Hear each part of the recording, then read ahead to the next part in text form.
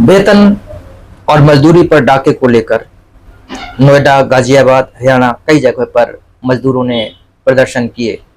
उन प्रदर्शनों में कुछ अनावश्यक तत्वों ने एंट्री कर आगजनी की हिंसा की। खैर, जो भी कुछ हुआ, मैं यहाँ पर इस मजदूर सर्वहारा वर्ग की हिम्मत की दाद देता हूँ कि उसने कम से कम आगे बढ़कर अपने हक की आवाज़ उठाई। ये वो लोग हैं जो कि हाईली एजुकेटेड नहीं हैं, हाईली क्वालिफाइड नहीं हैं, लेकिन उन्होंने आगे बढ़कर अपनी आवाज़ उठाई और अपने हक को पाया।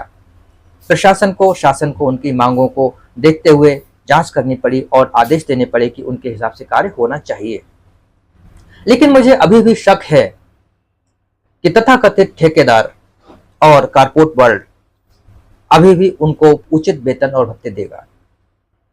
मैं ये देख रहा हूं कि बड़ी बड़ी संस्थाओं में कर्मचारियों के खातों में, अकाउंट्स में वेतन के रूप में मोटी रकम जमा कराई जाती है, जिससे सरकारी कागज दुरुस्त हो जाते हैं और फिर कर्मचारी से उस राशि का एक बड़ा हिस्सा कैश में वापस ले लिया जाता है। आप जाइए, अपने अकाउंट से पैसे निकालिए और हमारा शेयर कैश में काउंटर पे जमा कर दीजिए। अगर आप नहीं करते हैं तो अगले महीने से आपकी सेवाएं समाप्त। तो सरकार, इस व्यवस्था पर आप कैसे लगाम लगाएंगे और कैसे रोकेंगे? मुझे पक्का विश्वास है कि कर्मचारियों के खातों में अब सरकार के निर्देशित धनराशि तो पहुंचेगी, लेकिन अधिकांश जगहों पर उसमें नौकरी हटाने का, नौकरी से निकाल देने का या अन्य प्रकार के दबाव बनाकर उसमें से एक बड़ा हिस्सा कैश में वापस लिया जाएगा, जिसको कैशबैक कहते हैं। और यह कार्य लगभग सभी प्रकार की संस्थाओं में किया जाता है, जो कि अपने सरकारी कागजों को दुरुस्त रखते हैं। सरकारी अधिकारी आते हैं, जांच करते हैं, कागज चेक करते हैं, रजिस्टर चेक करते हैं, हाँ साहब, everything is okay, all is well. और फिर में क्या होता है, वो सिर्फ वहां का कर्मचारी बता सकता है और ऑनर बता सकता है। ऑनर इसलिए बताएगा क्योंकि उसने तो उसमें मोटी गंजी खाई हुई है और कर्मचारी बेचारा अपनी नौकरी खोने के डर से नहीं बोलता है। तो इस तरह की जो नियति है, जो इस तरह की व्यवस्था है, उस पर कैसे चोट करेंगे, आप कैसे रोकेंगे, ये सोचना आपका कार्य है। और दूसरा कार्य है कि हमारा कर्मचारी, हमारे आमजन इतना सक्षम हो, इतना शिक्षित हो कि वो अपने हक के लिए लड़ पाए। और मुझे इस बात पर बेहद अफसोस है कि इन अनक्वालिफाइड, अनएजुकेटेड, हाईली क्वालिफाइड की जगह पर कम पढ़े लिखे मजदूरों ने, कर्मचारियों ने अपने हकों के लिए आवाज़ उठाई। लेकिन हमारे देश का एक बहुत बड़ा तबका हाईली एजुकेटेड है, हाईली क्वालिफाइड है, उसके बावजूद भी वो अपने हकों के लिए आवाज़ नहीं उठाता है, डरता है कि नौकरी छूट जाएगी।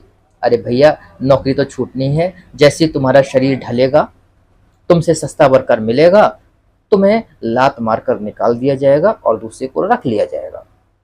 और यही हो रहा है। जो फैक्ट्रियों में, जो संस्थानों में, जो बड़े बड़े व्यापारिक संगठनों में, व्यापारिक संस्थानों में जो छटनी होती है वो यही होती है। 5 साल आपसे काम लिया, आपकी सैलरी हाइक हुई, सैलरी हाइक होते ही अच्छा इतनी सैलरी जा रही है, ठीक है, अब हम छटनी करते हैं। कॉस्ट कटिंग करने के लिए क्या किया गया कि पुराने स्टाफ को निकाल दिया गया, क्योंकि उसकी सैलरी 50,000 देनी पड़ रही है। जो नया स्टाफ आएगा उसकी सैलरी 20,000 देनी पड़ेगी। 20,000 में आएगा, 12 घंटे काम करेगा, कभी आवाज नहीं उठाएगा, दब्बू होकर काम करता रहेगा। इसलिए अब 50 वाले को निकालो भैया, 30 वाले को निकालो, 10, 12, 15, 18 वालों को रखो, पैसे ही बचे, ज्यादा काम भी होगा और कोई टेंशन नहीं होगी।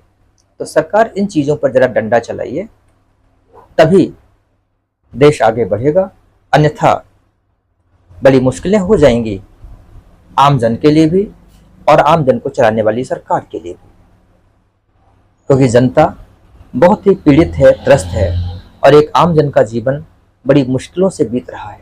उन मुश्किलों को जो खास जन हैं, जो वीआईपीज हैं, जो कॉरपोरेट है और जो उच्च वर्ग है, वो कभी समझ नहीं सकता, क्योंकि उसके सामने वो परिस्थितियां नहीं आती हैं।